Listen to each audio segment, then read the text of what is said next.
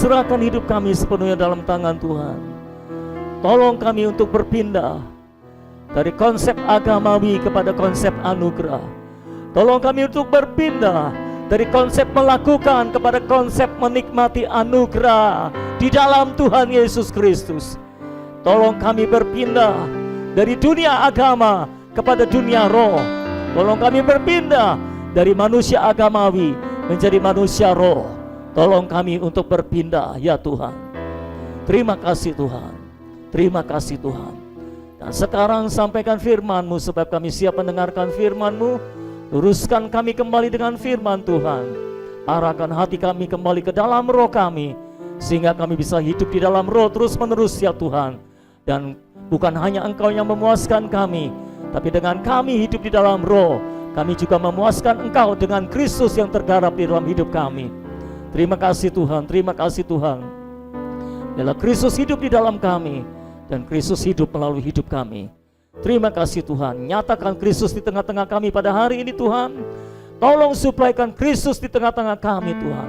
Pakai setiap kami untuk menyuplaikan Kristus di antara saudara-saudara seiman kami, sehingga tubuh Kristus terbangun ya Tuhan.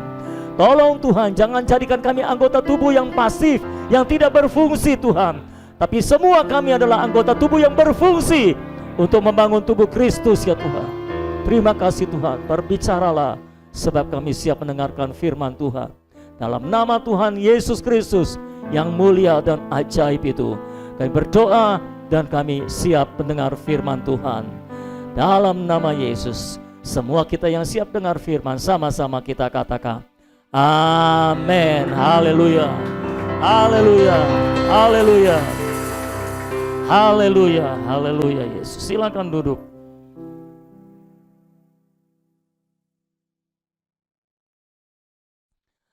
Kejadian pasal 2, mari kita buka Alkitab kita.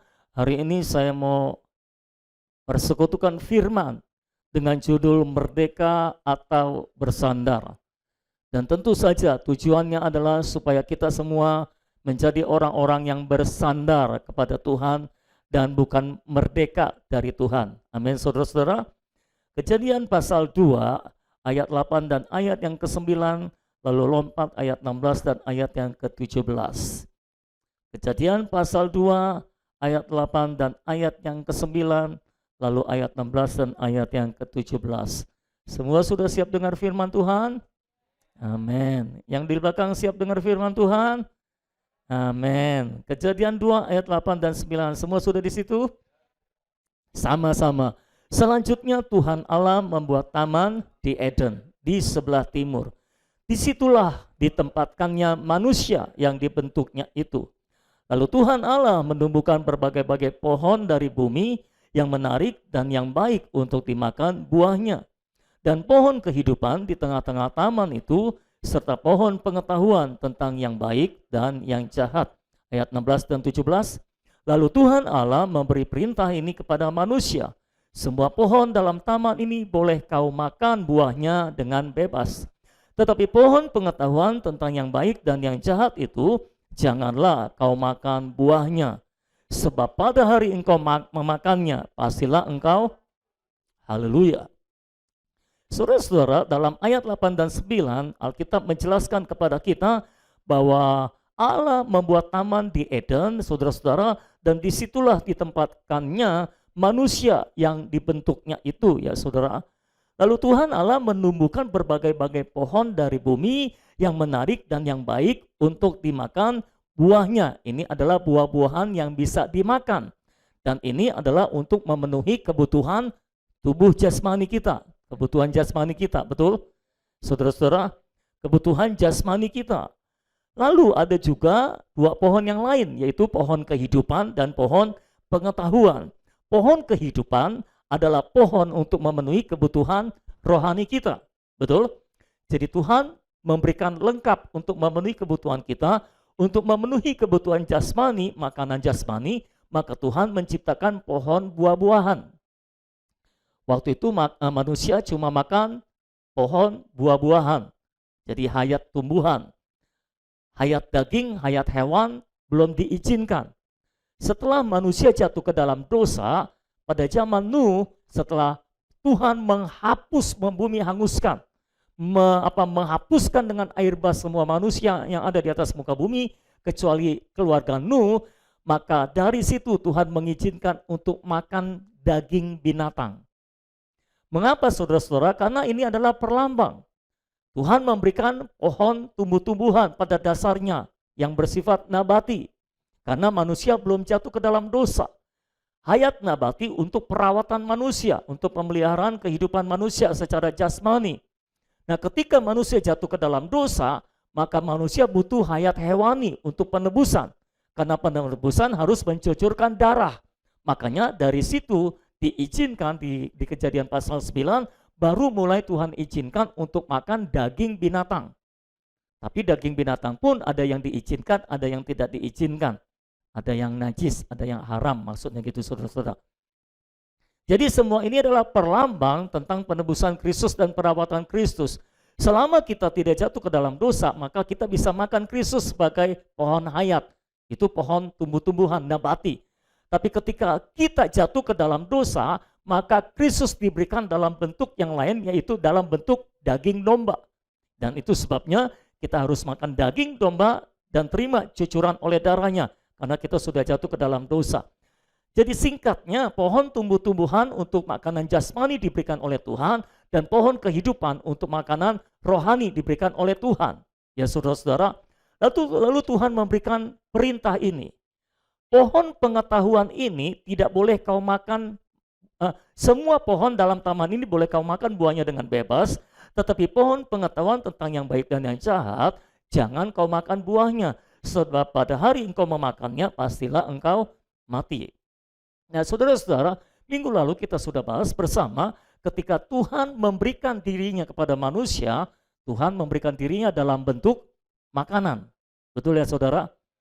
Tetapi ini yang perlu kita sadari, bahwa ketika Tuhan memberikan dirinya kepada manusia sebagai makanan, di pihak yang lain, iblis juga memberikan dirinya kepada manusia sebagai makanan juga. Pohon pengetahuan.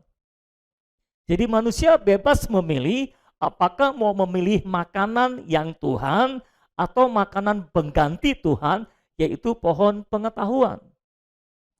Kenapa disebut pohon pengetahuan? Harusnya kan kalau yang satu pohon kehidupan, yang satu lawannya pohon kematian. Betul ya saudara? Nah ini sebetulnya adalah pohon kematian. Tapi kematian ini disamarkan dalam bentuk pengetahuan. Supaya tidak terlalu mencolok bedanya saudara-saudara. Iblis tidak akan datang kepada kita dalam bentuk kematian. Iblis selalu akan datang kepada kita dalam bentuk pengetahuan tentang yang baik dan yang jahat. Jadi ini bukan pengetahuan sains, matematika dan sebagainya. Ini adalah pengetahuan tentang yang baik dan yang jahat. Jadi sebetulnya ini adalah pohon kematian. Cuma disamarkan, dinamakan pohon pengetahuan. Nah, dalam pohon pengetahuan ini adalah pohon yang rumit, pohon yang ribet. Karena di dalam satu pohon ini ada pengetahuan, ada baik, ada jahat, dan ada maut, ada kematian. Jadi ada 4 hal di dalam satu pohon ini, yaitu ada pengetahuan, ada baik, ada jahat, ada maut. Nah, di dalam pohon hayat, pohon kehidupan, ini pohon yang tidak rumit. Cuma ada satu di situ, yaitu pohon hayat, yaitu hayat. Semua di dalam pohon hayat adalah tentang hayat. Tidak ada tentang yang lainnya. Tidak ada tipu-tipu di sana saudara-saudara. Tapi di dalam pohon yang rumit ini, yaitu pohon pengetahuan, dan itu sebabnya kita bisa tertipu dengan pohon pengetahuan, karena ini rumit. Bikin kita harus ngecak-ngecak gitu kira-kira saudara. Ini pengetahuan, ini baik, ini jahat, atau ini maut. Tetapi Allah berkata kepada manusia, pohon ini ditandain jangan dimakan. Karena ketika engkau memakannya, pastilah, kata pasti artinya pasti. Pastilah engkau mati. Jadi kematiannya ini bukan mungkin, tapi pasti. Kalau engkau makan pohon ini, engkau pasti mati. Nah, kata mati di sini tentu mengacu kepada kematian rohani, saudara-saudara. Bukan kematian jasmani. Karena ini adalah pohon untuk memenuhi kebutuhan rohani, bukan memenuhi kebutuhan jasmani. Dari sini kita bisa belajar bahwa iblis sendiri tidak terlalu peduli, tidak terlalu fokus, tidak terlalu concern terhadap perkara jasmani kita. Dia cuma concern terhadap perkara rohani. Itu sebabnya dia muncul dalam bentuk pohon pengetahuan untuk menyaingi pohon hayat. Dia tidak muncul dalam bentuk pohon buah-buahan untuk meracuni manusia supaya manusia mati secara jasmani. Dia muncul dalam bentuk pohon pengetahuan supaya manusia diracuni supaya mati secara rohani, artinya terpisah dari Allah. Itu sebabnya Allah memperingatkan, ini pohon sebetulnya pohon kematian, bukan pohon pengetahuan. Cuma dia menyamarkan dengan nama pohon pengetahuan tentang yang baik dan yang jahat. Tapi kalau engkau makan pohon pengetahuan ini, engkau pasti mati. Artinya kalau engkau makan pohon kehidupan ini, engkau pasti hidup, saudara-saudara. Nah, singkat cerita, kita tahu bersama akhir ceritanya, manusia lebih tertarik kepada pohon pengetahuan tentang yang baik dan yang jahat. Manusia ambil pohon itu, lalu manusia setelah makan lalu manusia mati. Banyak orang tidak memahami dan berkata, mana manusia nggak mati? Katanya mati. Mati secara rohani, saudara-saudara. Bukan secara jasmani, tapi secara rohani. Ya, kematian dimulai dari dalam roh dulu di situ, saudara-saudara. Nah, ada dua saja yang ingin saya sampaikan pada hari ini mengenai pohon hayat dan pohon pengetahuan. Yang pertama, saudara boleh catat, pohon hayat adalah lambang Kristus sebagai hayat bagi manusia.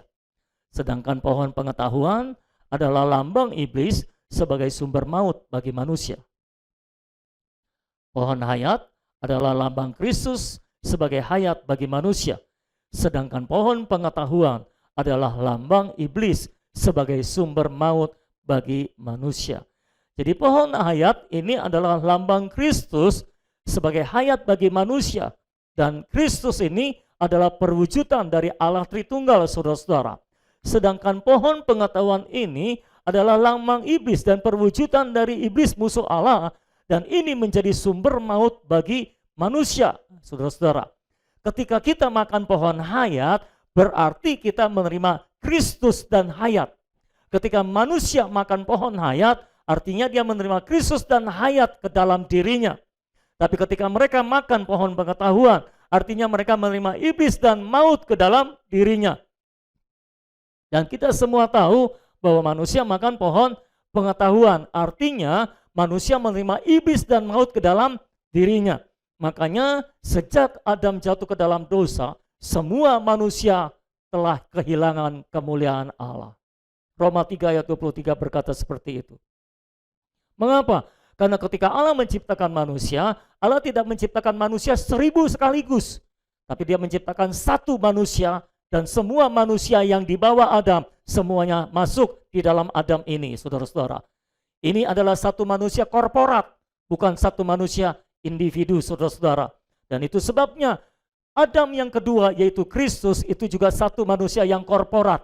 Dan kita semua yang menerima Kristus sebagai Tuhan dan Juru Selamat kita ada di dalam Kristus.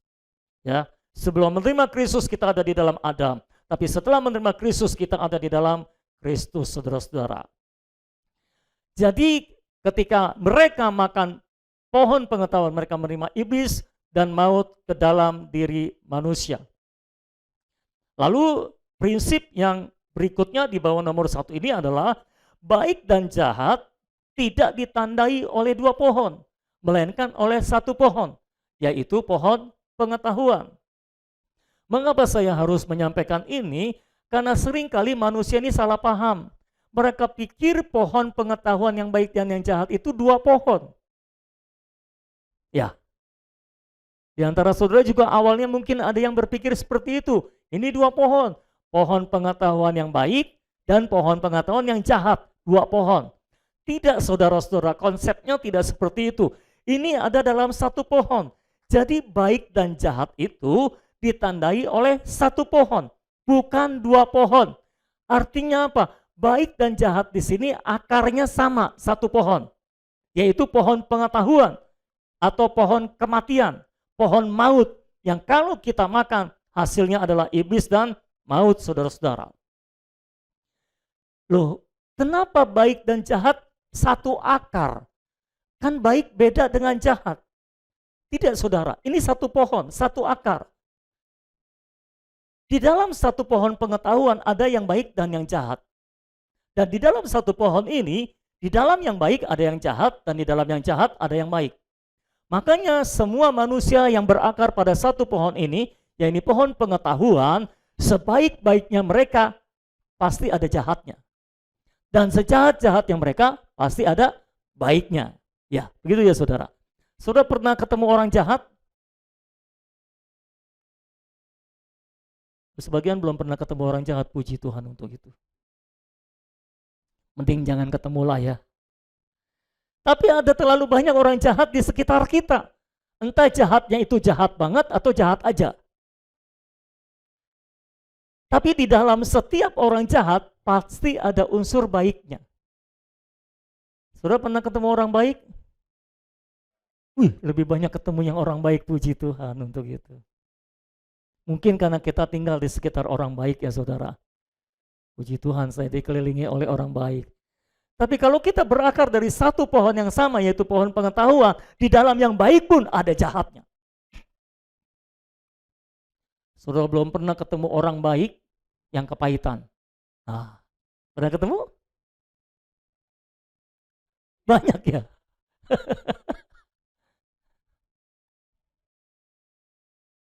Nah, kalau orang baik kepahitan, mau tanya, sebetulnya dia baik atau jahat? Baik, tapi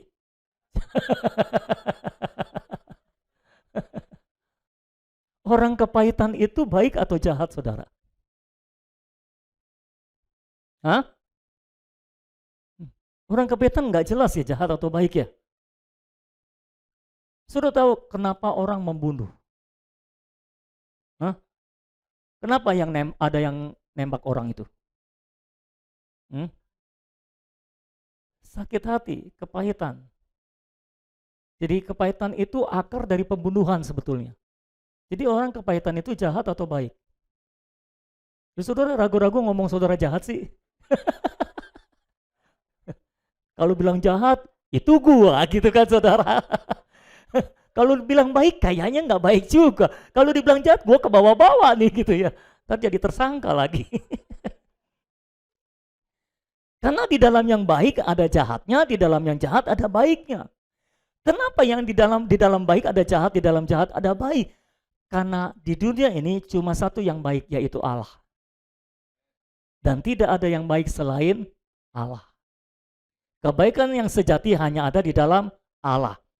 Baik selain Allah adalah iblis dan kematian.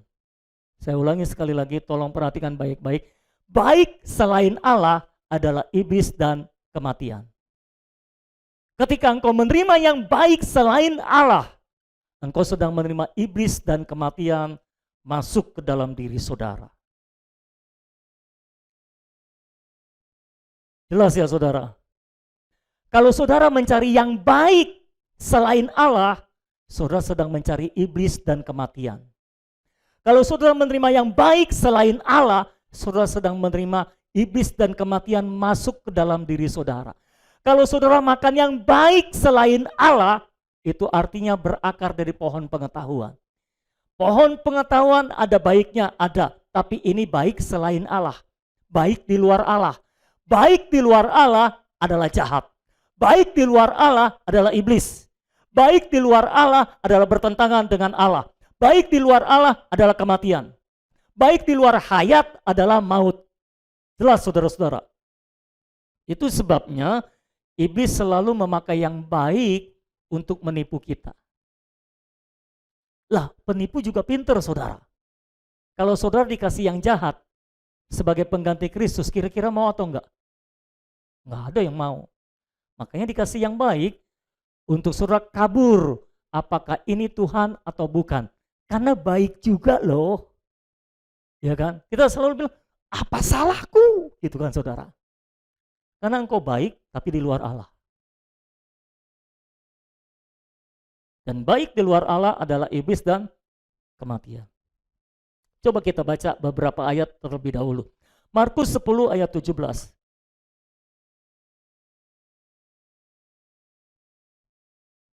Markus pasal 10 ayat 17 dan ayat 18. Semua sudah ada di situ? Sudah ya? Puji Tuhan. Saya bersemangat karena hari ini agaknya kita bisa pulang lebih awal. Markus 10 ayat 17. Mudah-mudahan, oh Tuhan tolong aku. Markus 10 ayat 17 dan 18. Sama-sama. Pada waktu Yesus berangkat untuk meneruskan perjalanannya, datanglah seorang berlari-lari mendapatkan dia dan sambil bertelut di hadapannya ia bertanya, "Guru yang baik, apa yang harus kau perbuat untuk memperoleh hidup yang kekal?" Perhatikan ayat 18, jawab Yesus, "Mengapa kau katakan aku baik? Tak seorang pun yang baik selain daripada Allah saja." Perhatikan baik-baik. Kalau saudara mau mendoa bacakan firman, ini salah satu firman yang perlu saudara bacakan. Tidak ada yang baik selain Allah saja. Apa? Tidak ada yang baik selain Allah saja. Saudara harus menangkap pewahyuan ini, bahwa di dunia ini tidak ada satupun yang baik selain Allah. Orang Kristen banyak tertipu karena mereka menerima semua yang baik yang bukan Allah. Itu sebabnya kita banyak tertipu. Karena kita menerima yang baik selain Allah. Kita harus memiliki konsep yang sama, kebenaran yang sama seperti Yesus. Di dunia ini tidak ada yang baik selain Allah saja. Tidak ada yang baik selain daripada Allah saja. Nah, anak muda ini bertelut dan memanggil Tuhan Yesus guru yang baik. Tuhan mengatakan, "Kenapa engkau panggil aku baik?" Di dunia ini tidak ada yang baik selain daripada Allah saja. Kalau engkau panggil aku baik, berarti engkau mengakui bahwa aku adalah Allah. Karena engkau memanggil aku baik, berarti engkau mengakui bahwa aku adalah Allah. Betul ya saudara? Kalau engkau tidak mengakui aku baik, engkau memanggil, kalau engkau tidak mengakui aku Allah, dan engkau memanggil aku baik, engkau salah. Karena di dunia ini, yang baik cuma Allah. Selain Allah tidak ada yang baik. Yang baik di luar Allah adalah iblis dan kematian. Ngomong sama-sama saya, yang baik di luar Allah adalah iblis dan kematian. Ini harus tegas garisnya kita tarik saudara, karena kalau tidak kita akan terus tertipu lagi, dan tertipu lagi, dan tertipu lagi, dan tertipu lagi. Saya harus menyelamatkan kawanan domba Allah, dan itu sebabnya saya harus ngomong dengan tegas, yang baik selain Allah adalah iblis dan kematian. Sekarang ayo kita telaah, apa itu yang baik? Apa yang baik? Apa yang iblis berikan yang baik selain Allah, dan tentu dia berikan yang mirip Allah. Iya dong? Loh, semua barang KW itu mirip orinya saudara. Kalau saudara bikin barang KW nggak mirip orinya, ya nggak laku. Ya, walaupun kualitasnya lebih rendah daripada orinya, tapi kan minimal mirip, sehingga orang bisa beli yang KW. Itulah sebabnya mengapa orang mau beli yang KW, karena mirip aslinya. Nah, iblis berikan baik yang palsu, yaitu baik yang di luar Allah, baik selain Allah. Apa yang baik yang diberikan oleh iblis untuk pengganti Allah yang mirip Allah?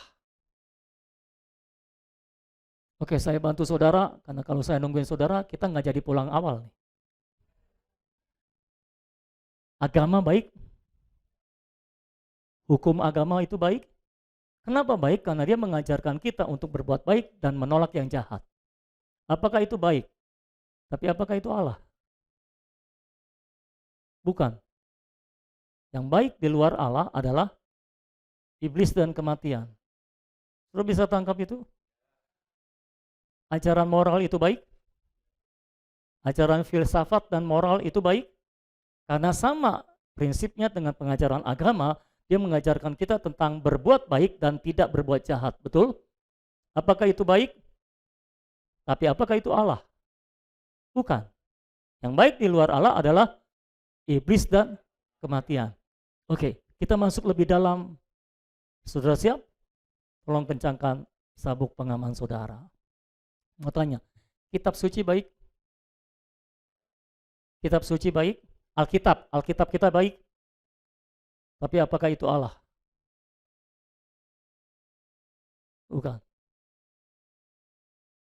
Pisahkan kitab suci dari Allah, maka itu yang baik di luar Allah. Dan itu bisa menjadi iblis dan kematian bagi kita.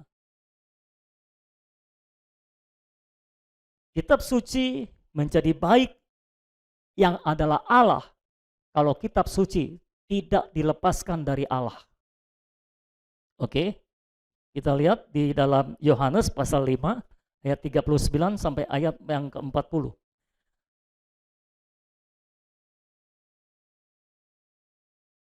Yohanes 5 ayat 39 sampai ayat yang ke-40.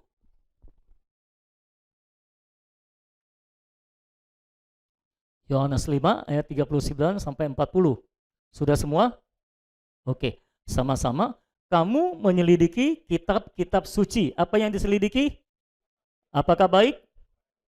Sebab kamu menyangka bahwa olehnya kamu mempunyai hidup yang kekal. Jadi mereka menyangka dengan mereka menyelidiki kitab suci, mereka mendapat atau mempunyai hidup yang kekal. Hidup yang kekal ini adalah hayat ilahi ya saudara. Mereka menyangka dengan mereka menyelidiki kitab suci, mereka akan menerima hayat ilahi. Lalu Yesus berkata lagi, tetapi walaupun kitab-kitab suci itu memberi kesaksian tentang aku, namun kamu tidak mau datang kepadaku untuk memperoleh hidup itu, hayat yang kekal itu, hayat ilahi itu. Dengan kata lain, Yesus mau berkata begini, kamu pikir kitab suci itu mengandung hayat? Kamu pikir kitab suci itu memberikan hayat? Tidak. Yang memberikan hayat itu aku. Sudah baca ayatnya? Betul begitu?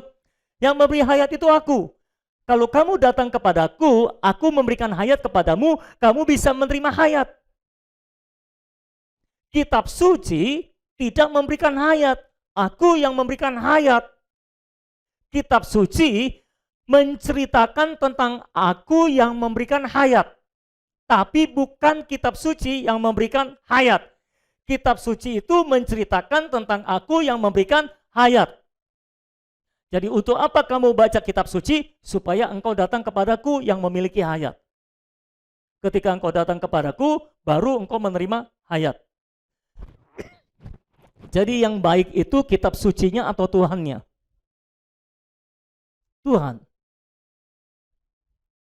Tidak ada yang baik selain Allah. Yang baik selain Allah adalah iblis dan kematian. Itu sebabnya Yesus menegur mereka. Ini Yesus sedang ngomong kepada ahli Taurat, orang-orang Farisi, saudara. Jadi ini ahli agama, ahli teologi ya. Kalau saudara menyelidiki kitab suci, tapi tidak bertemu Tuhan yang memberikan hayat, saudara boleh baca kitab suci bolak-balik 50 kali seminggu, kejadian sampai wahyu. Yang ada, saudara tidak bertumbuh dalam hayat, saudara cuma tambah agamawi. Karena kitab suci menceritakan tentang aku. Akulah yang memberikan hayat. Harusnya engkau baca kitab suci, dan ketika engkau baca kitab suci, engkau melihat aku di dalam kitab suci, dan engkau datang kepadaku, maka engkau bisa menerima hayat daripadaku, bukan dari kitab suci. Kitab suci tanpa hayat adalah mati. Betul ya saudara? Dan hanya Tuhan yang memiliki hayat itu, bukan kitab suci. Kenapa kita perlu baca kitab suci? Karena kitab suci menceritakan Tuhan. Karena seluruh kitab suci menceritakan Tuhan. Kemarin dalam training kita belajar sama-sama. Seluruh kitab suci menceritakan Tuhan. Kalau kita tidak bisa bertemu dengan Kristus ketika kita membaca kitab suci, kita hanya menjadi orang-orang yang beragama, yang kita kira kita bertumbuh dalam hayat, padahal tidak. Kita cuma bertumbuh dalam agama, dalam pengetahuan Alkitab, tapi bukan dalam hayat ilahi. Itu sebabnya kita masih takut, kita masih sering tidak percaya. Karena kita sebetulnya tidak bertumbuh dalam hayat, kita cuma bertumbuh dalam pengetahuan Alkitab. Jadi pertanyaan yang terbesar, kalau saudara membaca kitab suci, kalau saudara menyelidiki kitab suci, apakah membaca kitab suci baik? Baik. Apakah menyelidiki kitab suci baik? Baik. Karena Alkitab juga berkata, siapa yang meneliti hukum yang sempurna itu, yaitu kitab suci, dia akan beroleh kebahagiaan, saudara-saudara. Alkitab juga menyuruh kita untuk menyelidiki kitab suci, tapi jangan pernah lepaskan kitab suci dari Kristus. Dan ketika engkau membaca kitab suci, engkau menyelidiki kitab suci, pastikan engkau bertemu dengan Kristus Sang Hayat. Ketika engkau bertemu dengan Kristus karena membaca kitab suci, baru engkau menerima hayat dari Tuhan sendiri. Kitab suci sendiri tidak punya hayat, yang punya hayat adalah Tuhan sendiri. Ya saudara, tapi kenapa kita perlu kitab suci? Karena kitab suci menceritakan Tuhan. Allah itu memberikan pewahyuan tentang dirinya kepada manusia melalui dua macam pewahyuan. Pertama adalah pewahyuan umum, yang kedua adalah pewahyuan khusus. Pewahyuan umum, Allah mewahyukan dirinya melalui semua ciptaan. Dari ciptaan kita bisa mengenal Allah. Oh, ciptaan hebat banget ya, pasti ada tangan yang menciptakannya. Nggak mungkin terjadi dengan sendirinya. Nggak mungkin semua terjadi dengan sendirinya. Oh, kalau terjadi dengan sendirinya, semua tabrakan meteor, kiamat langsung, saudara-saudara. Nggak bisa. Kok bisa ada siang, bisa ada malam? Kok bisa ada musim ini, musim itu, dan musim ini, dan musim itu? Pasti ada yang mengatur. Itulah Tuhan. Jadi ketika kita melihat burung di udara, kita bisa melihat kenapa ada burung di udara. Kita melihat ekosistem yang ada, kenapa bisa tercipta ekosistem yang begitu hebat, begitu teratur. Kalau bukan Allah, tidak bisa. Jadi Allah ada yang menciptakan. Itulah pewahyuan umum tentang Allah. Tetapi Allah juga mewahyukan dirinya secara khusus. Dan pewahyuan khusus Allah diwahyukan melalui Alkitab, melalui kitab suci. Jadi semua yang bisa saudara ketahui tentang Allah ada di dalam Alkitab. Semua yang saudara bisa kenali tentang Allah ada di dalam Alkitab, saudara-saudara. Dari mana kita bisa kenal Kristus? Dari Alkitab. Dari mana kita bisa tahu Kristus telah disalibkan untuk kita, telah mati dan bangkit dan naik ke surga dan turun dalam bentuk Roh Kudus-Nya, dan kita telah dipenuhi oleh Roh Kudus-Nya. Dari mana kita tahu? Dari Alkitab. Semua pewahyuan tentang Allah sudah disortir, sudah diperas, dikompilasi jadi satu di dalam Alkitab kita ini. Jadi kalau orang mau mengenal Tuhan, pasti harus baca Alkitab. Tapi Alkitab bukan Tuhan. Disinilah iblis bermain. Semua orang Kristen harus baca Alkitab, betul. Semua orang Kristen harus menyelidiki Alkitab, betul. Walaupun ada yang tidak betul-betul membacanya. Walaupun ada yang tidak betul-betul menyelidikinya. Tapi semua orang Kristen harus baca Alkitab, betul? Semua orang Kristen harus menyelidiki Alkitab, betul? Betul. Tapi kalau saudara menjadikan Alkitab sebagai pengganti Kristus, disitulah masalahnya. Dan iblis bermain dengan licik, sehingga ada banyak orang Kristen tidak bisa membedakan antara kitab suci dengan Kristus. Dan ketika mereka menyelidiki kitab suci, mereka tidak menemukan Kristus di dalamnya. Dan disinilah terjadi masalah. Itu sebabnya orang Farisi ahli Taurat menyelidiki kitab suci yang isinya tentang Kristus, tetapi Kristus yang wujud aslinya kelihatan, datang mereka tidak mengenalnya. Kan ini parah, saudara. Kenapa bisa begitu? Karena iblis telah menipu mereka. Karena mereka berpikir kitab suci ini Tuhan. Kitab suci ini memberikan hayat kepada mereka. Makanya Yesus menegur mereka. Kamu menyelidiki kitab suci, kamu pikir kitab suci memberikan hayat kepadamu. Tidak, bukan begitu ceritanya. Kitab suci menceritakan aku, dan kalau dari kitab suci yang menceritakan aku, engkau mau datang kepadaku, maka aku yang memberikan hayat kepadamu. Jadi engkau mendapatkan hayat bukan dari kitab suci, tapi dari aku. Kitab suci bersaksi tentang aku. Jadi apa gunanya kitab suci? Supaya kita datang kepada Tuhan. Kalau kita membaca kitab suci, tapi kita tidak menghubungkannya dengan Tuhan, kita tidak melihat Kristus di dalamnya, tidak ada korelasi antara kitab suci dengan Tuhan, dengan Kristus, maka kita kehilangan Tuhan dan kita hanya membaca kitab suci. Kitab suci tanpa Tuhan, kitab suci tanpa Roh Kudus adalah huruf-huruf yang mati. Tapi kalau kita membaca kitab suci, kita menyentuh roh di balik kitab suci, itu akan menjadi hidup. Kenapa? Karena kita menyentuh Allah yang adalah hidup itu sendiri, memberikan hidup kepada kita yang membaca kitab suci. Itu sebabnya saudara harus berhati-hati. Saudara pikir, kenapa gereja terdiri dari banyak sinode? Saya nggak tahu sudah ada ribuan sinode atau belum. Yang depannya GSJA, yang depannya GS saja sudah banyak. GSCA, GSCK, GSCS. Minimal 3 itu yang saya tahu. Nggak tahu ada GSCE yang lainnya lagi apa enggak. GSCA, Gereja Sidang Jemaat Allah. GSCK, Gereja Sidang Jemaat Kristus. GSCS, Gereja 1 jam saja. Ada gereja 1 jam saja. Serius ada saudara, saya juga baru tahu itu. Nama sinodenya GSCS, Gereja 1 jam saja. Dan kalau saya melihat nama gereja itu, saya langsung teringat satu lagu. Saudara tahu lagu itu kayaknya, karena itu saudara tersenyum. Nggak usah nyanyi lah ya. Luar biasa saudara. Ada begitu banyak gereja, ada begitu banyak sinode, ada begitu banyak organisasi gereja. Jangan kata sinode dan gereja, aras gereja aja yang membawai semua ribuan gereja-gereja itu sekarang sudah banyak saudara. Dulu kita cuma tahu ada PGI, Persatuan Gereja-Gereja Indonesia, PGI. Lalu muncul DPI, Dewan Pentakosta Indonesia. Ini orang-orang gereja Pentakosta bergabung ke DPI.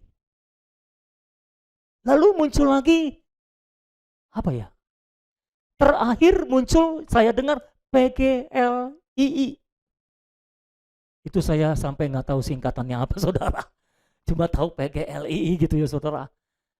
Nah GSJS sendiri terdaftar di PGI, terdaftar di DPI, terdaftar di PGLII. Nah GSJS masuk ke semuanya saudara.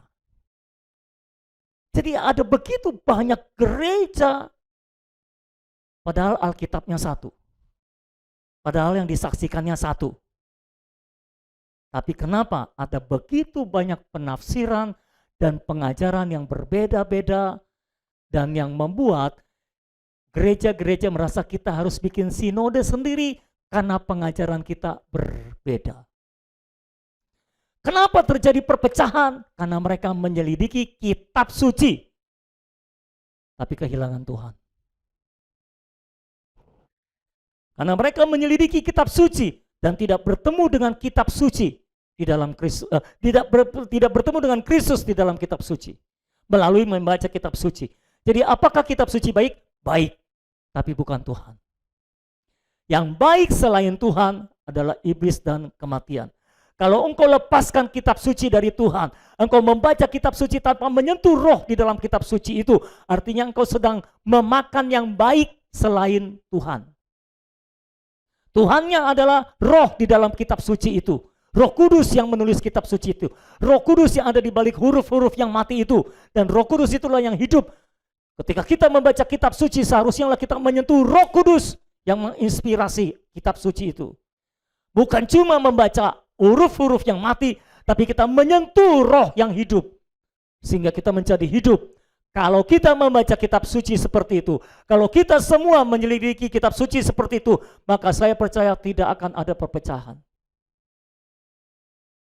Karena kita semua minum dari roh yang sama. Makan dari roh yang sama. Dibaptis di dalam roh yang sama. Amin saudara-saudara. Tapi permasalahannya kenapa begitu banyak pengajaran yang ada di dunia ini saudara-saudara?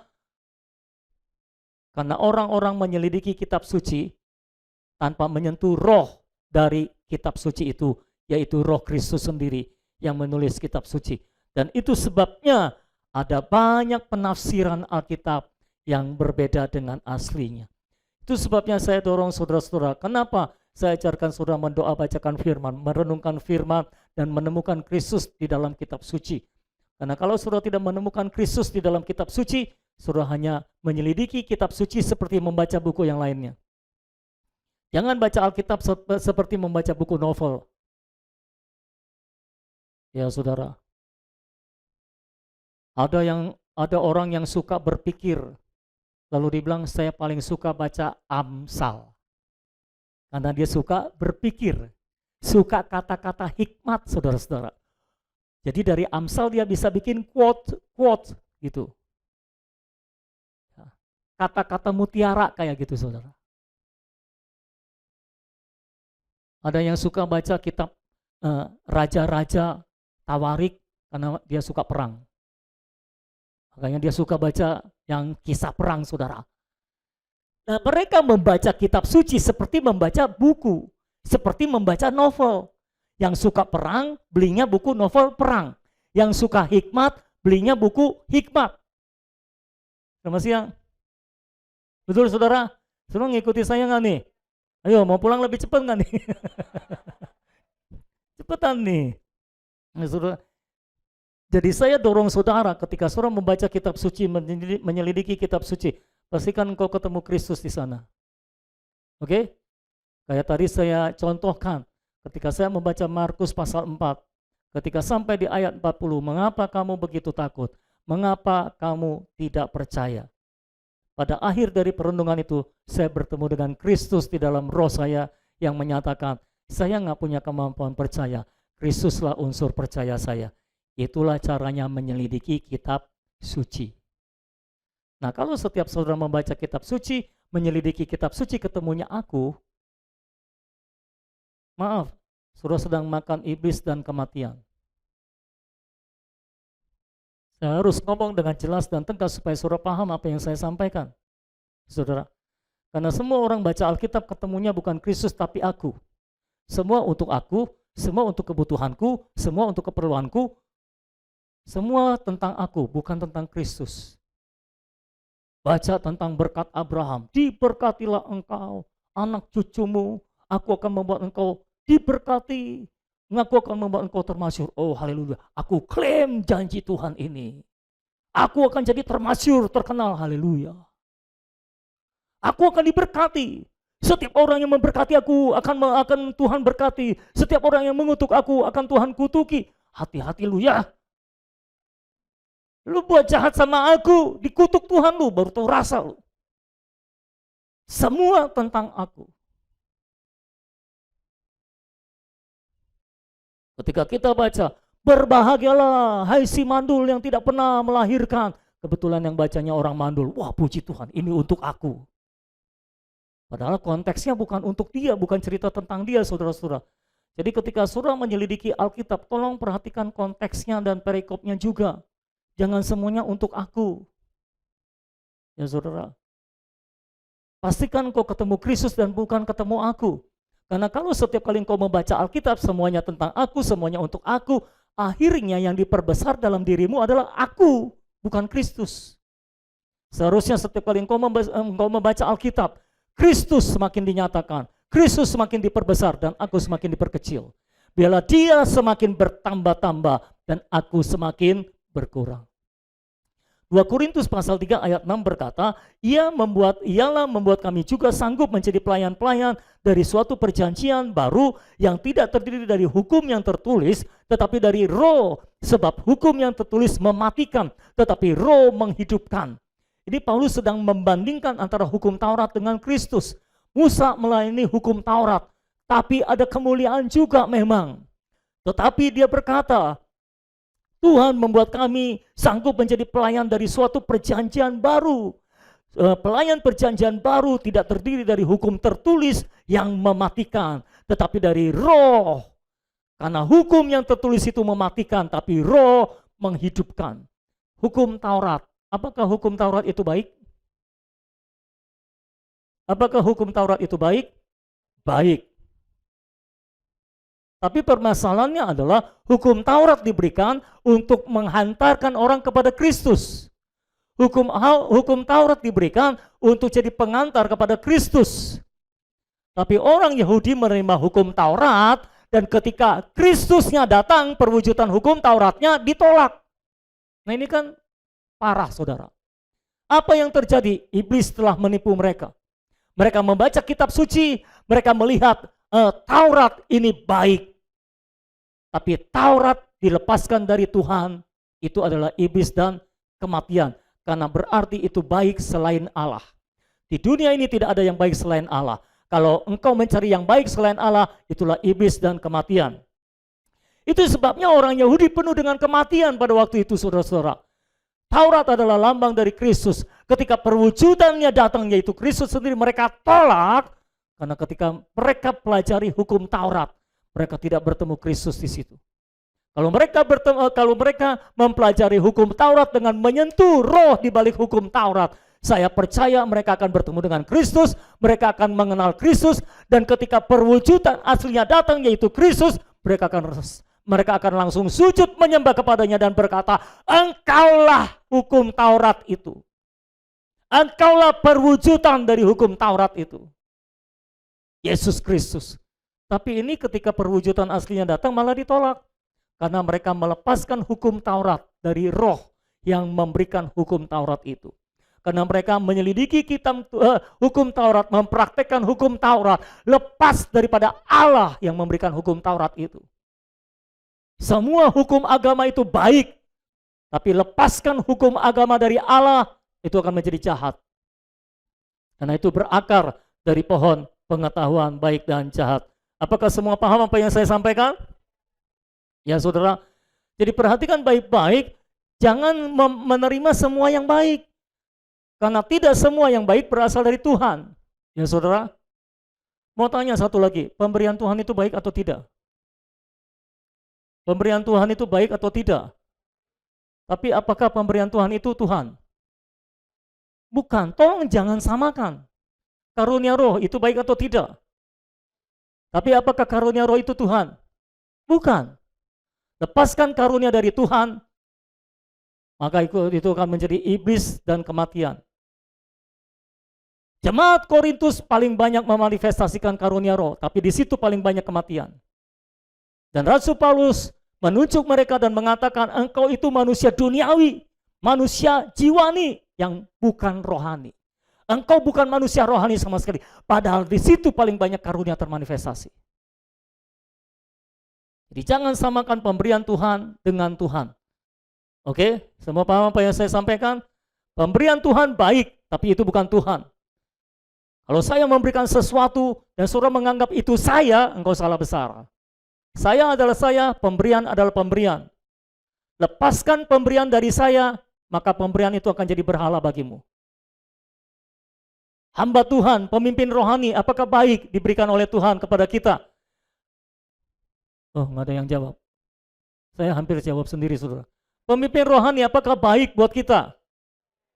Baik, tapi lepaskan pemimpin rohani dari Tuhan. Dan engkau anggap dia Tuhan. Itu jadi iblis dan kematian bagimu. Itu sebabnya ada banyak gereja yang mati. Kenapa? Karena pemimpin yang menggantikan Tuhan. Yang dipuja bukan lagi Tuhan, tetapi pemimpin. Kalau pemimpin pergi, rasanya Tuhan ikut pergi bersama dengan dia. Oh, haleluya. Gereja tidak seharusnya begitu. Pemimpin boleh pergi, tapi Tuhan tetap berada di dalam gereja. Amin, saudara-saudara. Oke, yang kedua. Yang kedua, pohon hayat membuat manusia bergantung dan bersandar kepada Allah sebagai segala sesuatunya. Pohon hayat membuat manusia bergantung dan bersandar kepada Allah sebagai segala sesuatunya. Sedangkan pohon pengetahuan membuat manusia memberontak terhadap Allah dan merdeka dari Allah. Jadi pohon hayat membuat manusia bergantung dan bersandar kepada Allah sebagai segala sesuatunya. Sedangkan pohon pengetahuan membuat manusia memberontak terhadap Allah dan merdeka dari Allah. Jadi kalau kita makan pohon hayat, kita akan memiliki hayat yang bersandar seperti Kristus bersandar kepada Bapaknya. Tapi kalau kita makan pohon pengetahuan, maka kita akan menjadi merdeka dari Allah. Tidak bergantung kepada Allah, memberontak terhadap Allah. Itulah pohon pengetahuan. Kalau saudara perhatikan di Taman Eden, manusia bersandar kepada Allah untuk segala sesuatunya. Betul saudara? Allah lah yang jadi perlindungan mereka. Allah lah yang jadi penghibur mereka. Di sana belum ada TV. Di sana belum ada Indonesian Idol. Belum ada musik. Allah lah yang jadi penghibur buat mereka. Apalagi Allah lah yang jadi segala-galanya buat mereka. Mereka butuh apa saja, Allah lah yang jadi kebutuhan mereka semuanya. Allah menjadi segala sesuatu bagi mereka. Tapi ketika manusia jatuh dalam dosa, saudara-saudara, manusia menjadi merdeka dari Allah, menjadi terpisah dari Allah. Dan ketika terpisah dari Allah, maka itulah maut. Ketika kita memiliki hayat yang bersandar kepada Tuhan, itulah hayat. Tapi kalau kita memiliki hayat yang merdeka dari Tuhan, itulah maut, saudara-saudara. Makanya Yeremia 17 berkata, diberkatilah orang yang mengandalkan Tuhan, bersandar kepada Tuhan. Dia akan seperti pohon yang ditanam di tepi aliran air, ya saudara, yang berbuah pada musimnya, tidak layu pada tahun kering, tidak layu daunnya. Apa saja yang nah ini ujungnya yang paling enak, paling disukai orang Kristen. Apa saja yang diperbuatnya menjadi berhasil. Haleluya. Amin, amin, amin sampai 12 kali. Terkutuklah orang yang mengandalkan manusia. Yang mengandalkan kemampuannya sendiri. Yang hatinya menjauh dari Tuhan. Dia tidak akan mengalami tahun baik. Mengalami tahun-tahun buruk terus. Terkutuklah, terkutuk menunjukkan kematian. Orang yang bersandar kepada Tuhan, itulah hayat, itulah hidup. Tapi orang yang tidak bersandar kepada Tuhan, merdeka dari Tuhan, itulah terkutuk, itulah kematian. Amin, saudara-saudara. Kalau saudara mau diberkati oleh Tuhan, dan dihidupkan oleh Tuhan, inilah berkat dan hidup itu, yaitu bersandar kepada Tuhan. Amin, saudara-saudara. Dan kembali berbicara tentang bersandar kepada Tuhan, ini bukan kita berusaha mengandalkan Tuhan. Ini kita bukan berusaha ingetin terus supaya kita mengandalkan Tuhan. Bukan begitu caranya. Caranya adalah kita hidup di dalam roh, maka kita bersandar kepada Tuhan. Kalau kita tidak mengandalkan Tuhan, kita tidak bersandar kepada Tuhan, maka kita terkutuk, kita mati, saudara-saudara, karena kita merdeka dari Allah. Nah, ada banyak manusia, ada banyak orang Kristen, maunya bukan bersandar kepada Allah, tapi merdeka dari Allah. Lawan dari bersandar adalah merdeka dari Allah. Kita maunya merdeka sendiri, memutuskan apa-apa sendiri.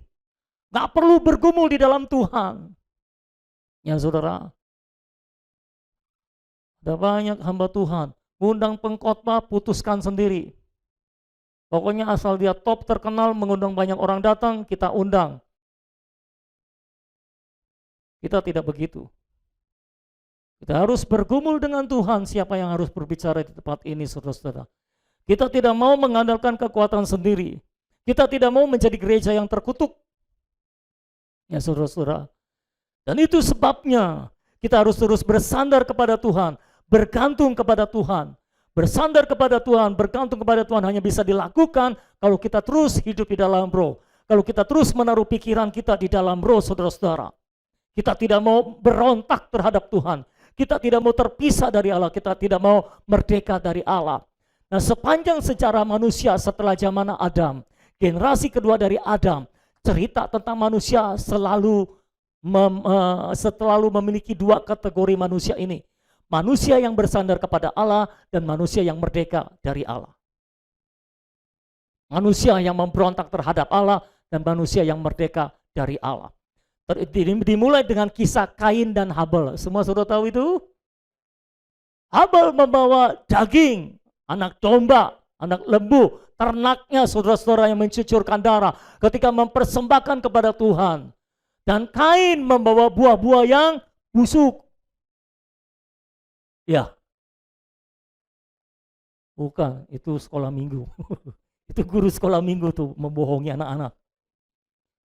Kain membawa yang terbaik dari hasil pertaniannya, tetapi permasalahannya bukan itu yang diminta oleh Tuhan. Bahkan ketika kita datang kepada Tuhan, kita menyembah Tuhan, kita mempersembahkan sesuatu kepada Tuhan, kita tetap harus memiliki hayat yang bersandar kepada Tuhan. Penyebab mengapa Habel memberikan ternak, memberikan korban daging anak domba yang mencucurkan darah adalah karena itu yang Tuhan minta. Karena itu yang dia dengar dari Tuhan, permintaan Tuhan, tuntutan Tuhan, harus mencucurkan darah. Nah, Kain ini nggak mau bersandar kepada Tuhan, nggak mau bersandar kepada firman Tuhan. Firman bilang harus mencucurkan darah. Kenapa sih? Kan aku kerjanya tani. Tuhan juga tahu aku petani.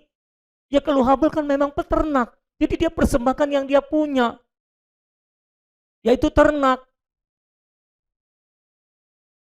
Makanya ketika kita berkata, aku mempersembahkan persembahan yang terbaik. Pertanyaannya menurut siapa dulu? Seringkali arti yang terbaik kita adalah yang terbaik dari yang kita punya. Ya saudara, tapi di hadapan Tuhan, sekalipun kita menyerahkan yang terbaik dari yang kita punya, tetap ditolak oleh Tuhan kalau bukan itu firman-Nya. Jadi apa yang harus kita persembahkan? Apa yang Tuhan tuntut dari kita, bukan apa yang kita punya. Kalau engkau punya tapi Tuhan tidak tuntut, buat apa engkau persembahkan? Tapi kalau Tuhan tuntut, engkau pasti punya. Amin, saudara-saudara. Jadi apa yang harus engkau persembahkan? Apa yang Tuhan tuntut daripadamu? Apa yang harus kita persembahkan? Bukan apa yang kita punya. Kalau kita mau mempersembahkan diri, jangan cek apa yang kita punya. Jadi ceklah apa yang Tuhan tuntut dari hidup kita. Itu namanya bersandar. Kalau dalam memberikan persembahan kita belajar merdeka dari Allah, kita hidup dari pohon pengetahuan. Kain adalah orang yang tidak bersandar kepada Allah, orang yang memberontak terhadap Allah, orang yang mau merdeka dari Allah. Allah bilang harus mencucurkan darah. Aku kan petani, yang penting aku berikan yang terbaik. Kan yang penting begitu Tuhan. Tuhan nggak ngerti sih, Tuhan dibilang nggak ngerti, saudara. Aku berikan yang terbaik ini, bukan buah-buah busuk seperti guru sekolah minggu bilang. Ini yang terbaik Tuhan. Tapi bukan itu yang Tuhan tuntut. Kenapa? Di dalam mempersembahkan sesuatu kepada Tuhan, Kain tidak melihat korban Kristus. Tapi Habel melihat korban Kristus. Kristus memang belum datang, tapi Habel sudah melihat dengan mata imannya bahwa Kristus akan datang menjadi anak domba Allah yang dikorbankan bagi kita semua. Itu sebabnya persembahan harus mencucurkan darah, karena itu melambangkan Kristus. Kalau engkau mempersembahkan buah, buah tidak mencucurkan darah, itu sama sekali tidak ada hubungannya dengan Kristus. Jadi maafkan kalau saya harus berkata, apapun yang kau persembahkan harus berhubungan dengan Kristus. Kalau apa yang kau persembahkan tidak ada hubungan dengan Kristus, persembahanmu ditolak oleh Tuhan, jangan kecewa. Hanya persembahan yang berhubungan dengan Kristuslah yang harus dipersembahkan. Amin, saudara-saudara. Setelah Habel dibunuh oleh Kain, maka Tuhan membangkitkan pengganti Habel, namanya Set, saudara-saudara. Jadi tadinya Kain vs Habel. Habel mati. Lalu dibangkitkan Tuhan, Set, Adam dan Hawa bersetubuh lagi, lalu lahirlah Set. Sekarang Kain vs Set dan Enos. Kenapa saya harus menambahkan Enos? Karena Set memperanakan Enos. Yuk kita sekarang belajar, kita melihat silsilah yang ditulis oleh Alkitab tentang keturunan Kain dan keturunan Set. Oke, bisa saudara-saudara? Siap? Kejadian pasal 4. Perhatikan baik-baik, ada perbedaan catatan yang mencolok dalam Alkitab tentang keturunan orang yang terpisah dari Allah, yang merdeka dari Allah, dan orang yang bersandar kepada Allah. Dan saya harap kita semua mau berada pada silsilah orang yang bersandar kepada Allah. Tidak ada amin untuk itu? Kejadian pasal 4 ayat 16. Ada judulnya di situ? Judul perikopnya ada nggak? Apa? Ya, keturunan Kain, Set, dan Enos. Ayat 16. Lalu Kain pergi dari hadapan Tuhan, artinya terpisah dari Allah. Dan ia menetap di tanah Nod di sebelah timur Eden. Kain bersetubuh dengan istrinya dan mengandunglah perempuan itu. Lalu melahirkan Henok. Kemudian Kain mendirikan suatu kota dan dinamainya kota itu Henok menurut nama anaknya. Pertanyaan saya, mengapa Kain harus membangun kota?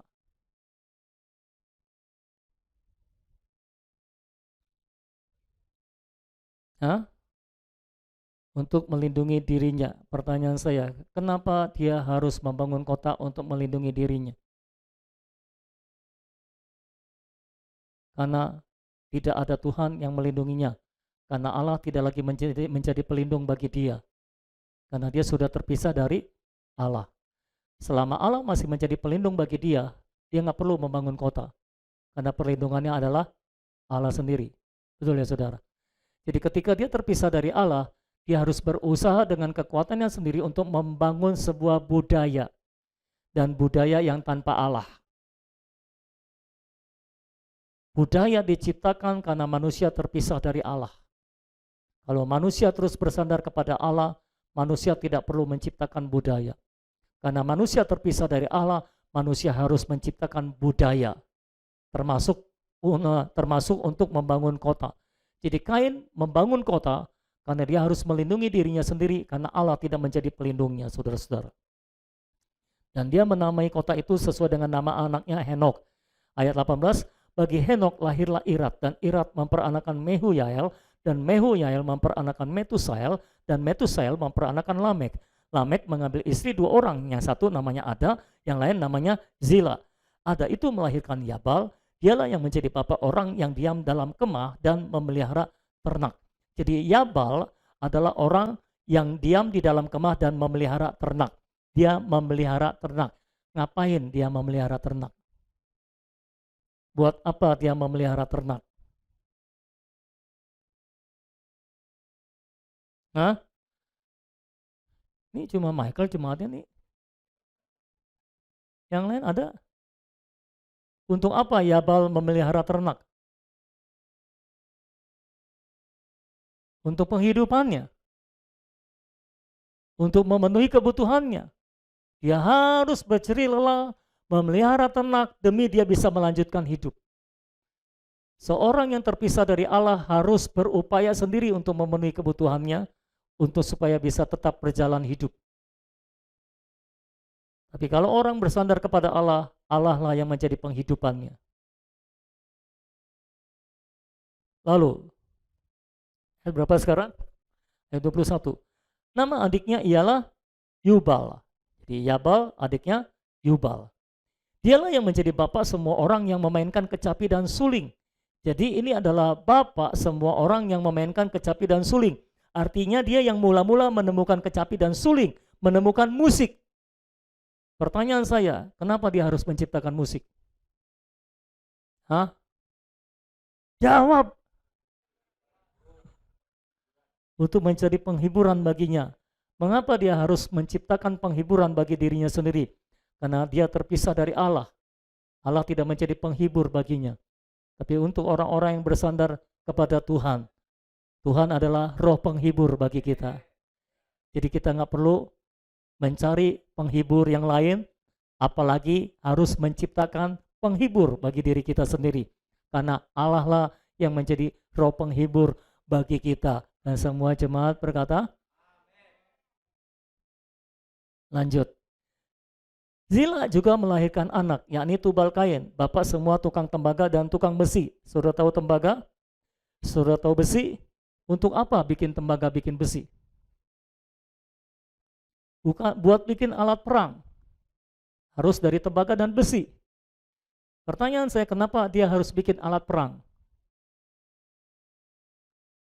Untuk mempertahankan dirinya sendiri, untuk melindungi dirinya sendiri. Kenapa dia harus mempertahankan dirinya sendiri? Kenapa dia harus melindungi dirinya sendiri? Karena dia telah terpisah dari Allah. Allah tidak menjadi pelindung bagi dirinya. Tapi bagi orang-orang yang bersandar, Allah lah pelindung kita. You are my hiding place. Ya saudara-saudara. Jadi kita nggak perlu menciptakan sendiri perlindungan bagi diri kita, pertahanan bagi diri kita, penghidupan bagi diri kita, penghiburan bagi diri kita, karena dialah penghibur kita. Karena dialah perlindungan kita. Karena dialah pertahanan kita. Dialah kota benteng kita. Dialah perlindungan kita. Dialah panji keselamatan kita. Amin saudara.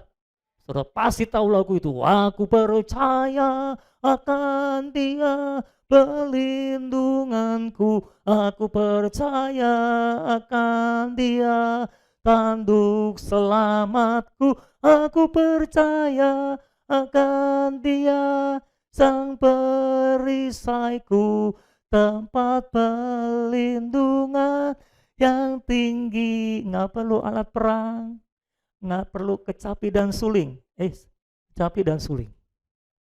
Terbalik tadi gerakannya. Jadi itulah keturunan orang-orang yang terpisah dari Allah, tidak bersandar kepada Allah, merdeka dari Allah.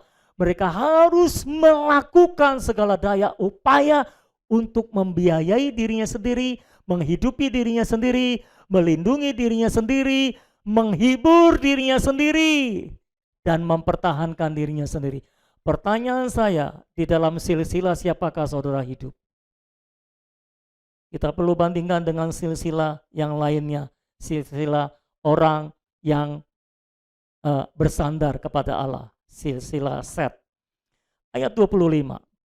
Ayat 25, Adam bersetubuh pula dengan istrinya. Lalu perempuan itu melahirkan seorang anak laki-laki dan menamainya Set. Sebab katanya, Allah telah mengaruniakan kepadaku anak yang lain sebagai ganti Habel, sebab Kain telah membunuhnya. Lahirlah seorang anak laki-laki bagi Set juga, dan anak itu dinamainya Enos. Waktu itulah orang mulai memanggil nama Tuhan. Nggak ada catatan mereka membangun kota. Nggak ada catatan mereka ciptakan suling dan kecapi. Nggak ada catatan mereka ciptakan alat-alat perang. Mereka memelihara ternak. Cuma dicatat, mulai saat itulah orang memanggil nama Tuhan. Haleluya. Apakah nama Tuhan cukup bagimu? Oh nama Tuhan, perlindungan yang teguh. Ketinggian itu. Oh nama Tuhan. Apalagi sih? Nggak tahu lagunya. Itu dari Amsal itu. Lindungan yang tinggi, oh nama Tuhan. Tempat untuk bersandar, orang benarkan lari kepadanya. Orang benarkan lari kepadanya. Nggak tahu ya lagu itu? Michael tahu? Oh, jadul lah seperti Michael. Jadi suruh tahu lagu-lagu rohani. Jadi lagunya jadul lah seperti Michael. Orang benarkan lari kepada nama Tuhan. Itu sebabnya sejak saat itu mereka mulai memanggil nama Tuhan. Oh Tuhan Yesus. Amin saudara-saudara. Ayat 6. Setelah Set hidup 105 tahun, ia memperanakan Enos. Dan Set masih hidup 807 tahun setelah ia memperanakan Enos. Dan ia memperanakan anak-anak lelaki dan perempuan. Jadi Set mencapai umur 912 tahun, lalu ia mati. Setelah Enos hidup 90 tahun, ia memperanakan Kenan. Dan Enos masih hidup 815 tahun setelah ia memperanakan Kenan. Dan ia memperanakan anak lelaki dan perempuan. Tunggu dulu, kok ini gak enak amat sih bacanya? Kisahnya gak enak amat sih? Enakan tadi bangun kota, ciptakan seruling dan kecapi, memelihara ternak, apalagi bikin tembaga, bikin besi. Walaupun gak enak, kita lanjut ayat 11. Jadi Enos mencapai umur 905 tahun lalu ia mati. Setelah Kenan hidup 70 tahun, ia memperanakan Mahalalel. Dan Kenan masih hidup 840 tahun setelah ia memperanakan Mahalalel dan ia memperanakan anak-anak laki dan perempuan. Jadi Kenan mencapai umur 910 tahun lalu ia mati. Setelah Mahalalel hidup 65 tahun, ia memperanakan Yared. Dan Mahalalel masih hidup 830 tahun setelah ia memperanakan Yared. dan ia memperanakan anak-anak lelaki dan perempuan. Jadi Mahalalel mencapai umur 895 tahun, lalu ia mati. Setelah Yared hidup 162 tahun, ia memperanakan Henok, dan Yared masih hidup 800 tahun setelah ia memperanakan Henok, dan ia memperanakan anak-anak lelaki dan perempuan. Jadi Yared mencapai umur 962 tahun, lalu ia mati. Setelah Henok hidup 65 tahun, ia memperanakan Metusala, dan Henok hidup bergaul dengan Allah selama 300 tahun lagi setelah ia memperanakan Metusala, dan ia memperanakan anak-anak lelaki dan perempuan. Jadi Henok mencapai umur 365 tahun, dan Henok hidup bergaul dengan Allah, lalu ia tidak ada lagi sebab ia telah diangkat oleh Allah. Inilah catatan orang benar. Inilah catatan orang yang bersandar kepada Allah. Tidak ada prestasi, tidak ada pencapaian manusia sedikit pun juga. Pencatatan dari orang-orang yang hidup bersandar dengan Allah adalah Henok hidup bergaul dengan Allah, dan sejak zaman Enos mulailah mereka memanggil nama Tuhan. Catatan hidup saudara sebagai orang-orang benar Allah, sebagai orang-orang yang bersandar kepada Allah, seharusnya bukan catatan prestasi, pencapaian demi pencapaian, tapi seharusnya catatan mulai saat itu Eko mulai memanggil nama Tuhan. Dan Aji dikenal sebagai orang yang bergaul dengan Allah. Saya tidak mau dikenal sebagai pembangun kota. Saya tidak mau dikenal sebagai hamba Tuhan terkenal, pendeta yang diurapi luar dalam atas bawah. Saya tidak mau lagi terkenal sebagai pemimpin gereja terbesar di seluruh dunia yang jemaatnya jutaan jiwa. Saya mau dikenal sebagai orang yang bergaul dengan Allah. Baca Alkitabmu. Tidak ada satupun tokoh Alkitab yang dipanggil oleh Allah, yang hidupnya berkenan kepada Allah, yang punya prestasi tertentu. Abraham adalah bapak orang beriman. Bapak orang beriman nih, berarti prestasinya banyak nih. Pencapaiannya luar biasa nih. Pasti dia bangun kota dengan iman. Haleluya. Pasti dia bisa bikin pencapaian-pencapaian dengan imannya. Baca Alkitabmu. Tidak ada dicatat Abraham membangun kota seperti Kain. Alkitab malah mencatat Abraham tinggal di kemah bersama Ishak dan Yakub. Mengapa dia tidak membangun kota? Mengapa dia tinggal di kemah? Alkitab mencatat karena dia menantikan kota yang dibangun oleh Allah sendiri. Apa itu? Yerusalem baru. Oh haleluya. Orang benar, orang yang bersandar kepada Allah, tidak lagi mengejar pencapaian-pencapaian pribadinya. Kita tidak lagi mau memperlihatkan kepada dunia. Kamu datang ke rumahku, kamu lihat piala kemenanganku di rumah. Wah, dari ujung ke ujung berderet. Ini nih, waktu aku juara Olimpiade. Oh, haleluya. Olimpiade orang cacat. Oh, orang cacat, saudara. Lalu ini waktu aku juara di sini. Ini waktu aku juara di sini. Kita nggak perlu dikenal sebagai orang yang terkenal. Kemarin saya cerita sama saudara. Orang-orang yang kita undang untuk melatih kita, nggak ada namanya di Google. Nggak ada namanya di Facebook, nggak ada namanya di YouTube. Mereka tidak terkenal. Saya jamin tidak ada satupun mereka yang saudara kenal. Betul? Sony Sakarya kenal. Oh, saya lebih terkenal daripada mereka, saudara. Tapi apalah artinya keterkenalan? Justru mereka tidak mau terkenal. Satu kali saya melihat buku-buku, judulnya ada beberapa buku tipis-tipis gitu, kecil-kecil, taat, tulus. Jadi karakter-karakter, saudara, ini untuk remaja khususnya. Lalu ada tulisan di bawahnya LYD. Saya tanya, LYD ini maksudnya apa? Oh, ini nama orang, inisial orang. Itu nama Chinese ya, saudara. Misalnya apa? Lee Yong Sun. Itu LYS ya. Ini LYD, saudara. Lee Yong Dai gitu, saudara. Ini nama orang, inisial. Saya tanya, kenapa harus pakai inisial? Kenapa nggak tulis nama aslinya? Kita nggak mau personifikasi. Kita nggak mau memunculkan nama kita. Kalau saudara baca buku-buku Watchman Witness Lee, itu ada namanya di bukunya, itu disebabkan karena mereka sudah meninggal, jadi ditulis namanya di bukunya. Jadi kalau saudara mau ditulis namamu di bukumu, harus meninggal dulu. Makanya saya bilang, saya terus terang, saya harus belajar dari mereka banyak. Betapa tulusnya mereka, betapa rendah hatinya mereka. Nggak mau terkenal. Saya baru ketemu ada hamba Tuhan yang nggak mau terkenal, saudara. Terus terang, saya aja mau terkenal dulu. Sekarang saya juga udah nggak mau terkenal sih. Jadi waktu kita ketemu rasanya nyambung, sama-sama nggak mau terkenal, saudara. Sama-sama bukan orang terkenal, saudara. Rasanya enak. Itu luar biasa, saudara. Rasanya baru ketemu saudara.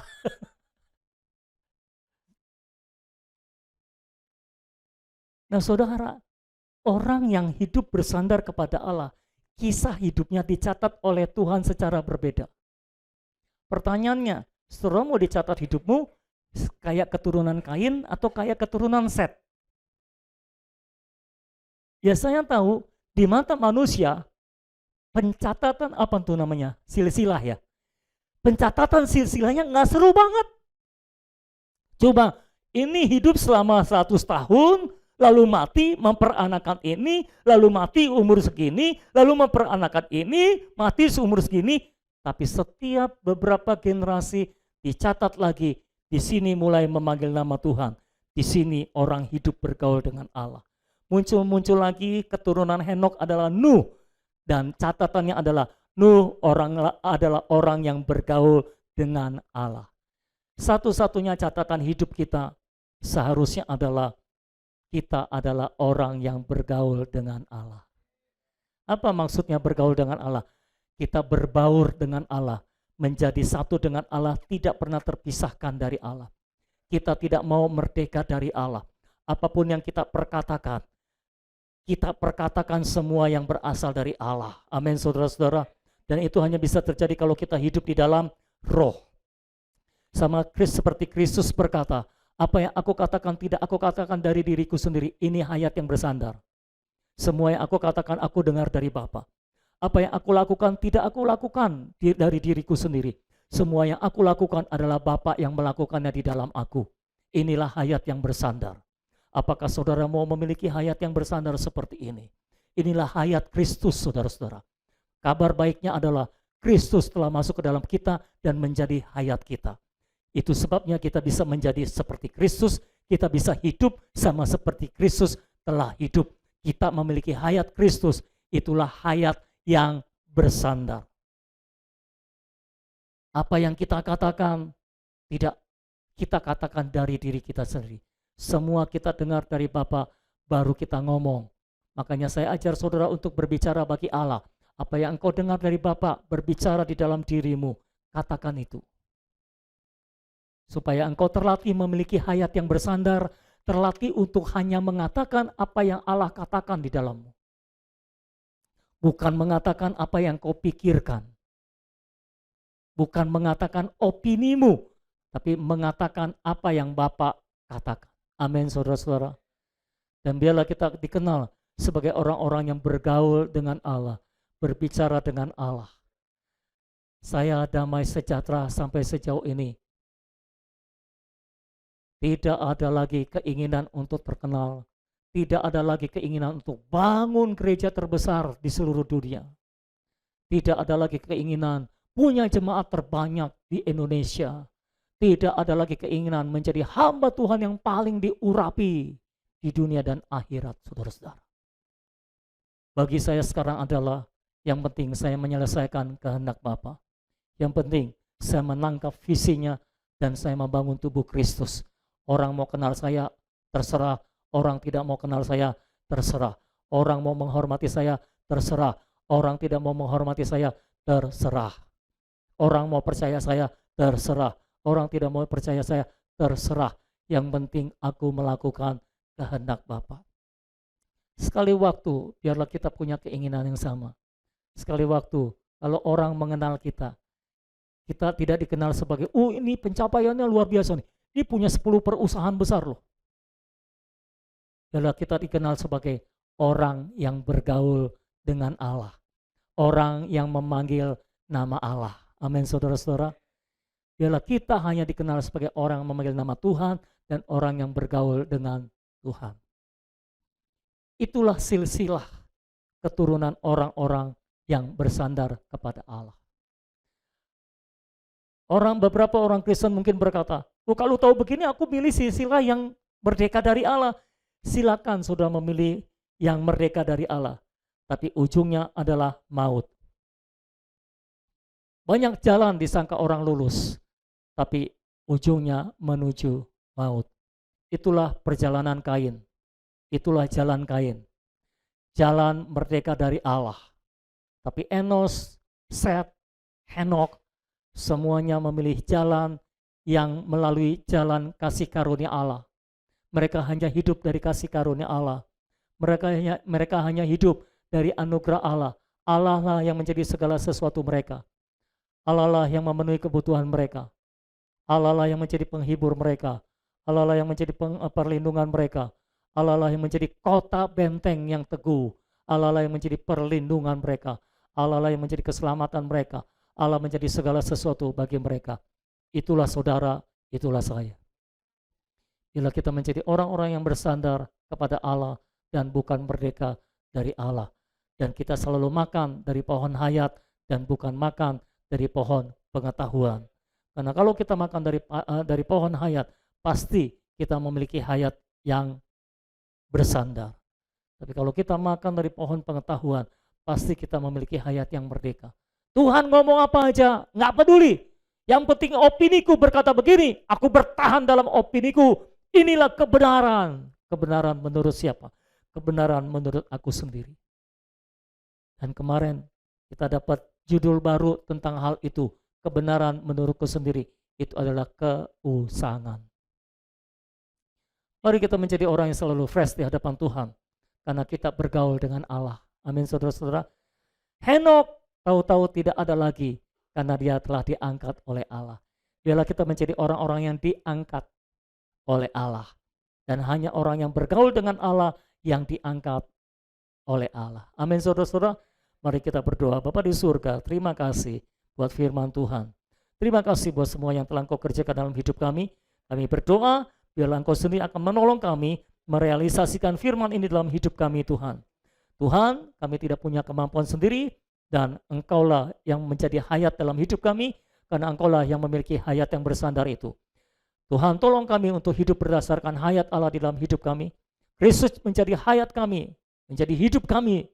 Dan kami tidak lagi hidup, tetapi Kristus yang hidup di dalam kami, Tuhan. Sehingga kami memiliki hayat yang bersandar kepada Allah sepenuhnya. Kami dikenal sebagai orang yang bersandar, kami dikenal sebagai orang yang bergaul dengan Allah. Dan kami hidup di hadapan Allah, memanggil nama Tuhan, dan seterusnya. Terima kasih Tuhan, mungkin manusia tidak akan mengenal kami. Mungkin manusia tidak akan menghormati kami, tapi kami percaya hidup kami dikenal oleh Allah. Terima kasih Tuhan, meteraikan firman-Mu dan tolong kami Tuhan di dalam proyek saling membangun di antara satu dengan yang lainnya. Alirkan hayat-Mu di tengah-tengah kami dan pakai kami semua untuk berkata-kata dari Allah. Di dalam nama Tuhan Yesus kami berdoa. Amin. Silakan saudara, giliran saudara sekarang untuk mempersekutukan apa yang saudara terima dari Tuhan. Silakan, ada mic di depan, ada mic di belakang. Eli, silakan tolong Andri.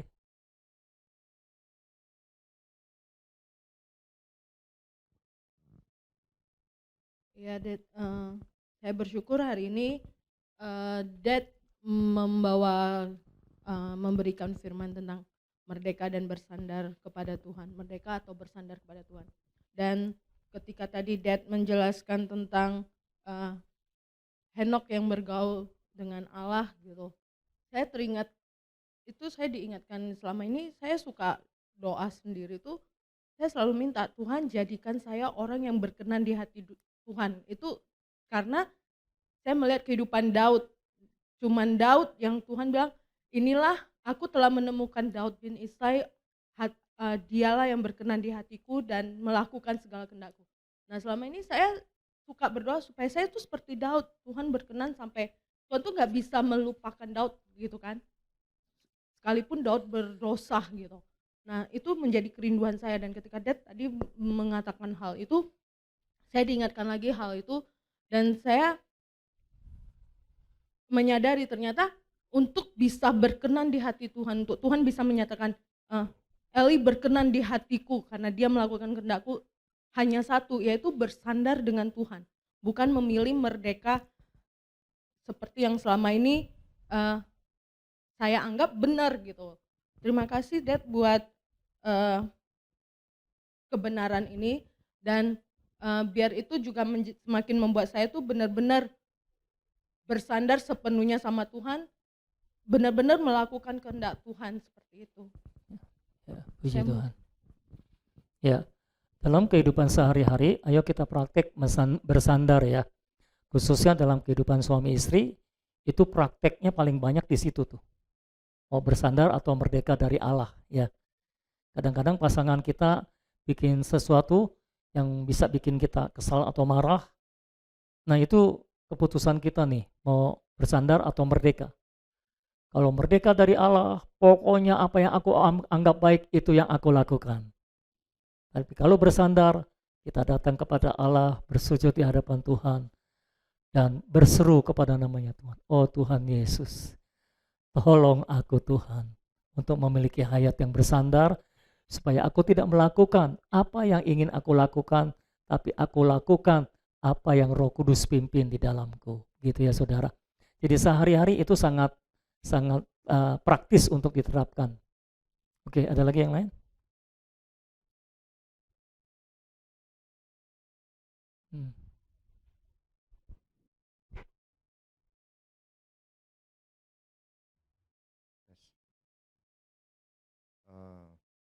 Tentang bersandar kepada Allah atau merdeka kepada Allah, mungkin ini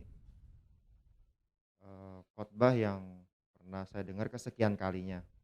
Tapi hari ini saya merasa agak berbeda di dalam sayanya, maksudnya kalau untuk kondisi merdeka dari Allah itu kan kita bisa melakukan sesuatu hal tanpa kita ada ikatan atau tuntunan dari Allah gitu, ya lakukan saja gitu. Ada hal-hal tertentu yang bisa mungkin terbiasa dilakukan gitu, karena sudah familiar, sudah menguasai, sudah berpengalaman gitu. Tapi untuk bersandar kepada Allah kan, walaupun kita sudah ngerti, walaupun saya sudah paham, ternyata kalau saya paham saya lakukan sendiri itu ada unsur merdekanya dari Allah kalau begitu. Rasanya sih hari ini apa yang disampaikan ada di dalam saya rasa ada yang beda gitu. Saya sulit menjelaskan, tapi saya kok rasanya agak fix aja untuk saya untuk meninggalkan yang selama ini ada unsur merdeka dari Allahnya gitu kira-kira. Itu yang bisa saya share. Ya, saya tahu dan percaya ini butuh penerangan khusus memang secara pribadi, karena tidak cukup tahu, kita harus diterangi saudara. Kalau saudara diterangi, saudara akan tahu betapa bobroknya kita, betapa kita mau terus merdeka dari Allah, dan kita harus bertobat dari hal itu. Mohon terang dari Roh Kudus. Silakan Aci. Ya, dari khotbah kali ini, waktu tadi baca dari keturunan Kain terus sampai Set itu, saya kayak apa ya, kok dari yang Set itu menarik sih, karena pakai buat saya tuh, buat diri saya tuh ini kayak makin sebenarnya bersandar kepada Tuhan itu kayak membuat kita tuh semakin membumi gitu, apa sih, down to earth gitu loh. Jadi kitanya tuh nggak ada yang bisa dibanggakan gitu dari diri kita, karena memang cuman kan di tadi itu sejak keturunan Enos kan ditulis tuh, sejak itu, bisa dibilang apa, Memanggil memanggil nama nama Tuhan. Tuhan. Terus Henokh, orang yang bergaul dengan Tuhan gitu. Maksudnya dari istilahnya keakuan mereka, secara manusiawi mereka tuh kayak nggak ada yang bisa dibanggakan gitu. Yang dibanggakan di situ cuman apa? Tuhan gitu loh. Hubungan kita dengan Tuhan gitu. Tuhannya yang ditinggikan. Jadi kayak kitanya tuh yang lebih membumi gitu.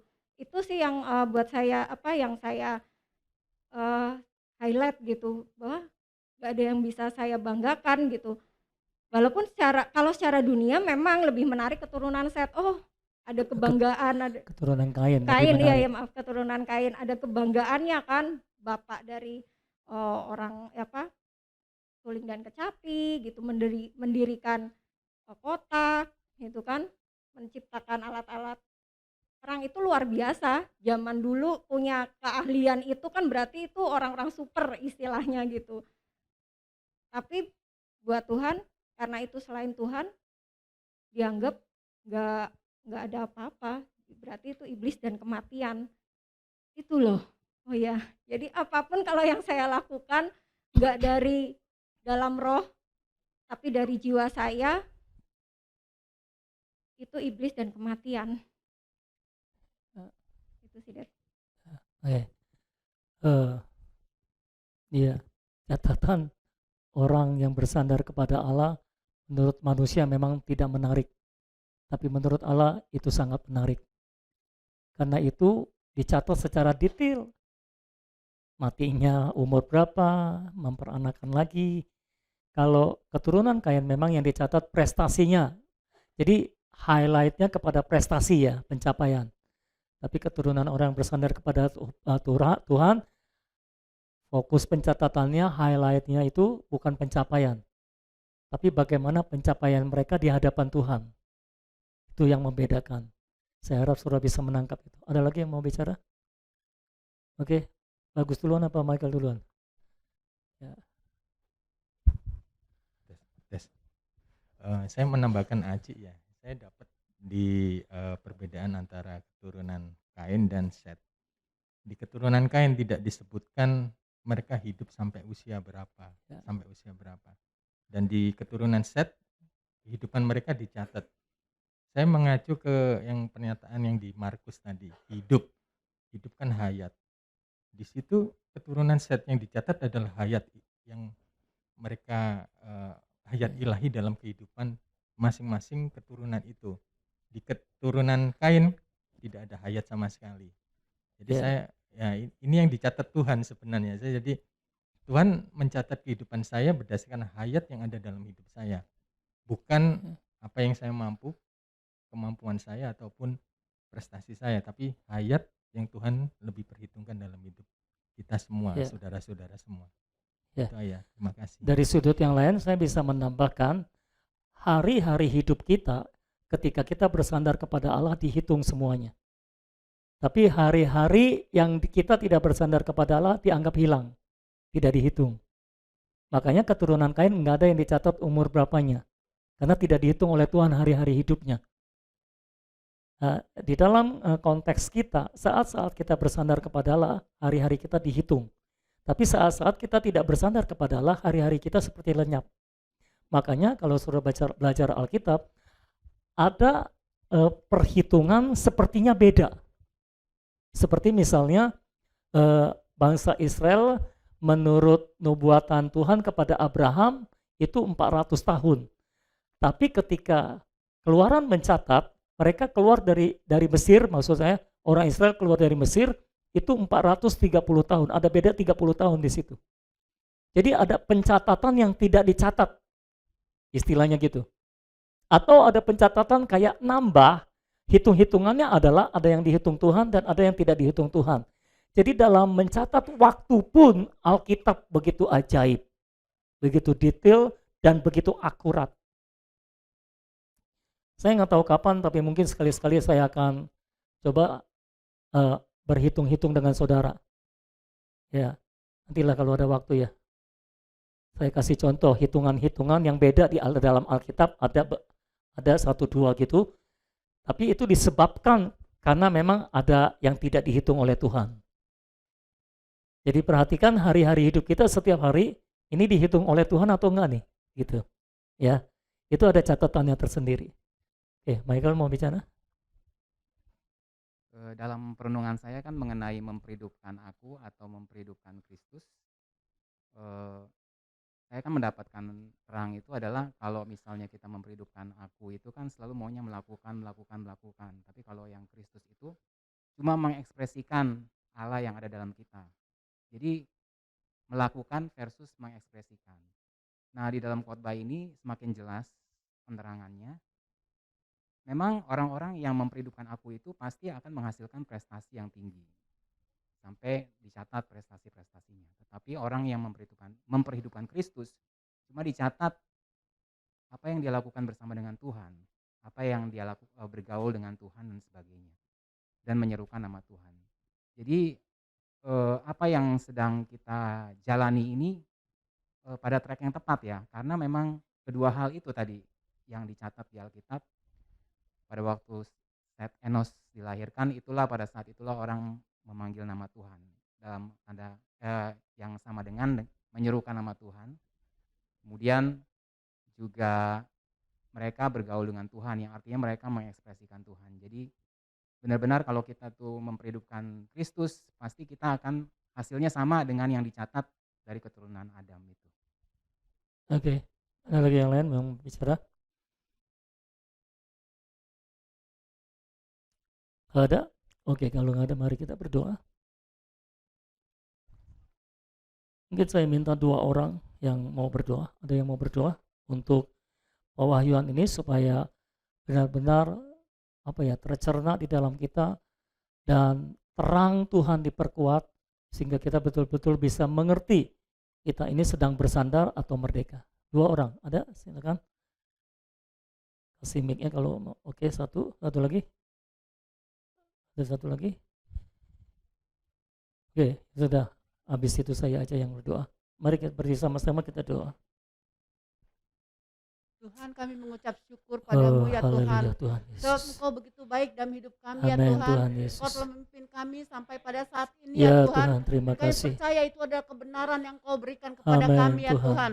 Sehingga Tuhan kami dapat merasakan hari-hari hidup kami ini Amin berbeda Tuhan. daripada Haleluya. waktu-waktu yang lampau ya Tuhan. Sebab Amin. Engkau sudah ada di dalam kami. Kami dapat merasakan itu ya Tuhan. Dan Amin. kami percaya ya Tuhan. Hidup kami sekarang bukannya kami lagi, tetapi Engkau yang hidup dalam kami. Amin. Sebab kami tahu, kami merasakan sungguh-sungguh ya Tuhan. Saat Amin. ini ya Tuhan, kami benar-benar dapat bersandar kepadamu. Amin. Bukan karena kekuatan kami Tuhan, Amin. tetapi karena hayat Allah itu sudah ada di dalam Amin kami. Tuhan. Sudah hidup di dalam kami. Amin Sudah Tuhan. bergerak di dalam kami.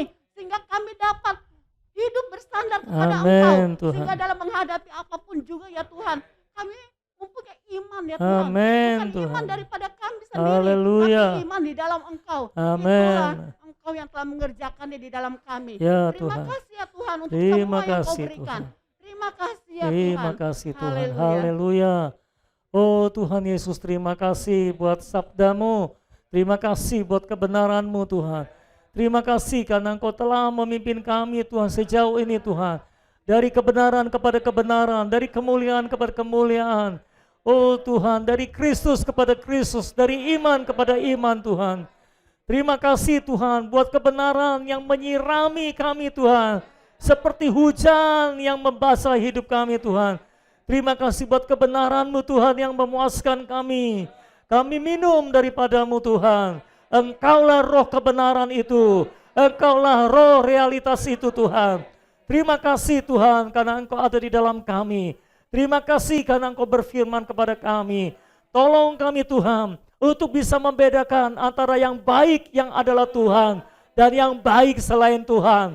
Tolong kami Tuhan untuk selalu melihat Tuhan yang baik dalam hidup kami dan bukan yang lain Tuhan. Tolong kami untuk memahami pewahyuan ini Tuhan. Tidak ada yang baik selain Tuhan. Hanya Tuhan yang baik. Kebaikan yang sejati adalah Tuhan sendiri. Tidak ada yang baik selain Tuhan. Yang baik selain Tuhan adalah iblis dan kematian. Tolong kami Tuhan, hanya terus hidup dalam apa yang baik yang adalah Tuhan dan menolak semua yang baik yang bukan Tuhan. Tuhan, terangi kami lebih lagi, berbicara kepada setiap kami lebih lagi. Tuhan, siapapun yang ada di tempat ini, siapapun yang mendengar firman ini, roh hikmat dan pewahyuan-Mu tercurah atas kami Tuhan, sehingga kami memahami apa yang disampaikan. Tolong kami semua ya Tuhan, kami perlu belas kasihan-Mu, kami perlu anugerah-Mu untuk bisa menangkap pewahyuan ini. Biarlah semua yang disampaikan pada hari ini menjadi wahyu bagi kami dan bukan hanya pengetahuan bagi kami. Biarlah kami hidup sebagai orang-orang yang bersandar kepada Tuhan. Bukan karena kami mengusahakannya, tapi karena kami tahu kami memiliki hayat Kristus, hayat yang bersandar di dalam kami. Kami hidup di dalam hayat Kristus itu. Kami hidup berdasarkan hayat Kristus itu. Maka dengan sendirinya kami akan bersandar. Terima kasih Tuhan. Tuhan, tolong kami untuk terus hidup di dalam roh. Tolong kami untuk terus berjalan dalam roh. Tolong kami untuk terus menaruh pikiran kami di dalam roh Tuhan, sehingga kami tidak keluar dari roh Tuhan. Terima kasih Tuhan, biarlah semuanya ini termetrai dalam hidup kami. Jamah setiap kami dengan kebenaran-Mu. Bangkitkan kami dengan hayat-Mu Tuhan. Terima kasih Tuhan. Kami berdoa dan mengembalikan semua hormat dan kemuliaan bagi nama Tuhan saja. Di dalam nama Tuhan kami yang mulia, Tuhan kami yang ajaib, Tuhan Yesus Kristus. Kami berdoa, kami mengucapkan syukur. Haleluya. Dan semua kita yang telah menerima firman dan anugerahnya, mari sama-sama kita katakan amin. Haleluya. Haleluya. Puji Tuhan. Tuhan berkati saudara semuanya. Selamat siang. God bless you.